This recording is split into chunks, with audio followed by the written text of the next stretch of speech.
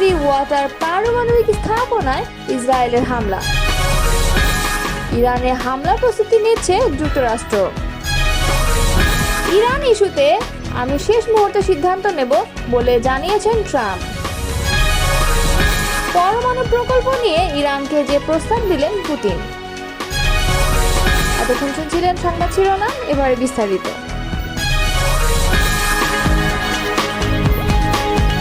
ইরানের আরাক heavy water পারমাণবিক স্থাপনায় হামলা চালিয়েছে ইসরায়েল। সংবাদ সংস্থা রয়টার্স ইরানের টেলিভিশনের বরাতে এই তথ্য জানিয়েছে।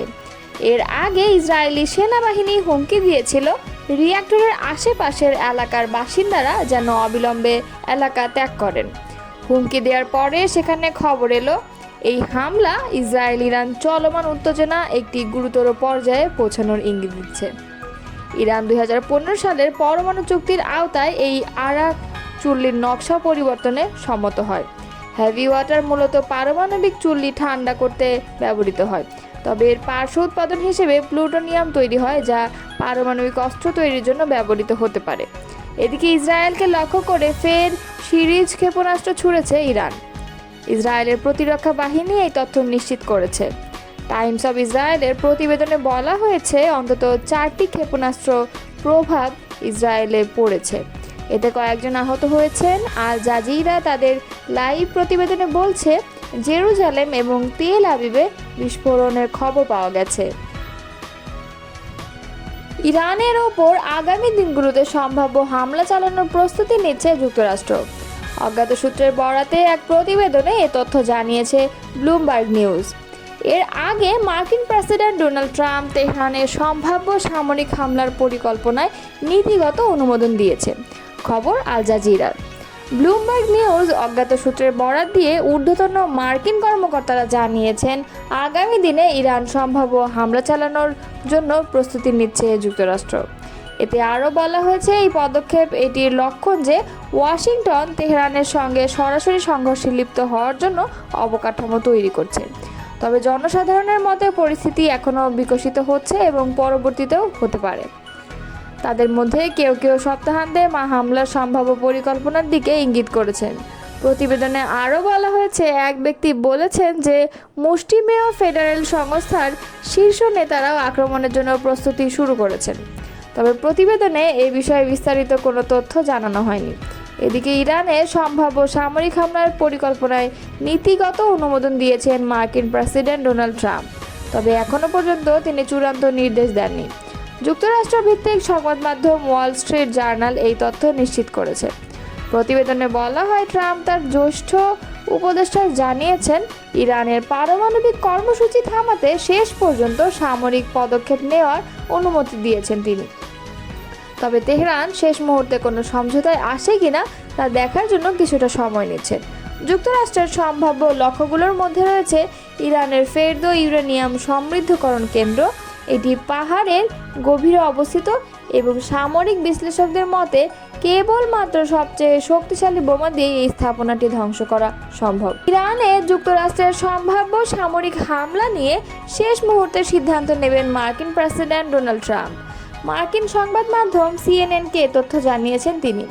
গতকাল মঙ্গলবার হোয়াইট হাউসের ওভাল অফিসে সিএনএনের সাংবাদিক কেটলান কলিন্সকে দেওয়া এক সাক্ষাৎকারে ট্রাম্প বলেন, কি করতে হবে বা করা যেতে পারে এ ব্যাপারে আমার কিছু আইডিয়া আছে, কিন্তু এখনও আমি কোনোটিই চূড়ান্ত করিনি। আমি বরাবরই শেষ মুহূর্তে সিদ্ধান্ত নিই, কারণ আপনি জানেন পরিস্থিতি যে কোনো সময় বদলে যেতে পারে, বিশেষ করে যুদ্ধের সময়। অনেক সময় এই যুদ্ধের সার্বিক গতি প্রকৃতির সঙ্গে তাল মিলিয়ে পরিস্থিতিও বদলে যায়। ইরান ও ইসরায়েলের মধ্যে চলমান সংঘাতের পঞ্চম দিনে অর্থাৎ 18 জুন বুধবার ইরানে সামরিক অভিযানের অনুমোদন দেন ট্রাম্প। তবে হামলার চূড়ান্ত নির্দেশ তিনি দেননি। ট্রাম্পের ঘনিষ্ঠ এক কর্মকর্তা জানিয়েছেন ইরান শেষ পর্যন্ত তাদের পারমাণবিক প্রকল্প নিয়ে সমঝোতায় আসতে চায় কিনা তা দেখতেই অপেক্ষা করছেন তিনি। ওই কর্মকর্তা বলেছেন চলতি সপ্তাহে হোয়াইট হাউসে নিজের সামরিক উপদেষ্টাদের সঙ্গে বৈঠক করেছেন এবং ইরানে যুক্তরাষ্ট্রের হামলা সংক্রান্ত বেশ কয়েকটি পরিকল্পনা তার সামনে তুলে ধরেছেন, কিন্তু ট্রাম্প কোনো সিদ্ধান্ত দেননি। টিকটকের মূল কোম্পানি বাইড্যান্সকে যুক্তরাষ্ট্রে তাদের কার্যক্রম বিক্রির জন্য আরও 90 দিন সময় দিচ্ছেন প্রেসিডেন্ট ডোনাল্ড ট্রাম্প। ফলে আগে নির্ধারিত 19 জুন নয়, এখন টিকটক বিক্রির সময়সীমা বাড়িয়ে সেপ্টেম্বরের মাঝামাঝি পর্যন্ত করা হয়েছে। হোয়াইট হাউস মঙ্গলবার বিষয়টি আনুষ্ঠানিকভাবে ঘোষণা করেছে। এ নিয়ে তৃতীয়বারের মতো এই বিষয়টি বিক্রির সময় বাড়ানো হলো। প্রেসিডেন্ট ট্রাম্প চান না এটি সম্পূর্ণভাবে বন্ধ হয়ে যাক। হোয়াইট হাউসের প্রেস সেক্রেটারি ক্যারোলিন লেভি জানিয়েছেন, ট্রাম্প নতুন একটি নির্বাহী আদেশে সই করবেন যাতে বিক্রির আগ পর্যন্ত অ্যাপটি চালু রাখা যায়।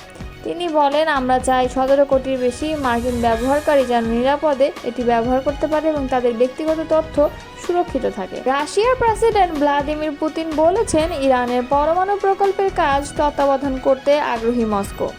ইতোমধ্যে এ ব্যাপারে তেহরানকে প্রস্তাব দেওয়া হয়েছে বলেও জানিয়েছেন তিনি।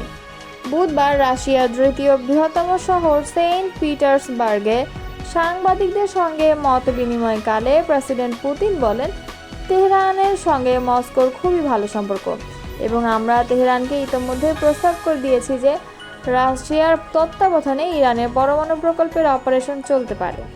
রাশিয়া ইরানের জাতীয় স্বার্থ সম্পর্কে ওয়াকিবহাল এবং তাই তেহরান যদি চায় সেক্ষেত্রে ইরানের ইউরেনিয়ামের মজুদ বেসামরিক ও শান্তিপূর্ণ খাতে ব্যবহারের ব্যাপারটি তত্ত্বাবধান করতে পারবে রাশিয়া। তবে অবশ্যই তেহরান যদি চায় কেবল তাহলে এটি হতে পারে। পুতিন জানান, ইরানের বন্দর শহর বুশেহেরে দুটি পারমাণবিক চুল্লি তৈরি করেছে ইরান এবং এই চুল্লির নির্মাণ সংক্রান্ত যাবতীয় কাজকর্ম তত্ত্বাবধানের দায়িত্বে আছেন রাশিয়ার বিজ্ঞানীরা। তিনি আরও বলেন, ইসরায়েলের প্রধানমন্ত্রী বেঞ্জামিন নেতানিয়াহুর সঙ্গে টেলিফোনে তার কথা হয়েছে এবং নেতানিয়াহু আশ্বাস দিয়েছেন যে বুশেহেরে নির্মিতব্য পারমাণবিক চুল্লি এলাকা ও তার আশেপাশে আঘাত করবে না ইসরায়েল। চলমান ইসরায়েল ইরান সংঘাতে রাশিয়া ইরানকে আধুনিক অস্ত্রশস্ত্র দিয়ে সহযোগিতা করবে কিনা এমন প্রশ্নের উত্তরে পুতিন বলেন, গত জানুয়ারিতে তেহরানের সঙ্গে মস্কোর কৌশলগত অংশীদারিত্ব সংক্রান্ত একটি চুক্তি হয়েছে, কিন্তু সেখানে সামরিক সহায়তা প্রদানের ব্যাপারটি উল্লেখ করা নেই। তাছাড়া তেহরান এখনও অস্ত্র সহায়তার জন্য আমাদের কাছে আনুষ্ঠানিকভাবে অনুরোধ জানায়নি। তবে রাশিয়া মনে করে বেসামরিক ও শান্তিপূর্ণ ক্ষেত্রে পরমাণু শক্তির ব্যবহারের ক্ষেত্রে ইরানের স্বার্থ রক্ষা এবং ইসরায়েলকে তার নিরাপত্তা সংক্রান্ত উদ্বেগ থেকে মুক্তি দেওয়া, এই দুটো ব্যাপার একই সঙ্গে এবং একই সময়ে সমাধান করা সম্ভব। আমরা যুক্তরাষ্ট্র, ইরান ও ইসরায়েলকে আমাদের চিন্তাভাবনার রূপরেখা পাঠিয়েছি, সাংবাদিকদের বলছেন রাশিয়ার প্রেসিডেন্ট।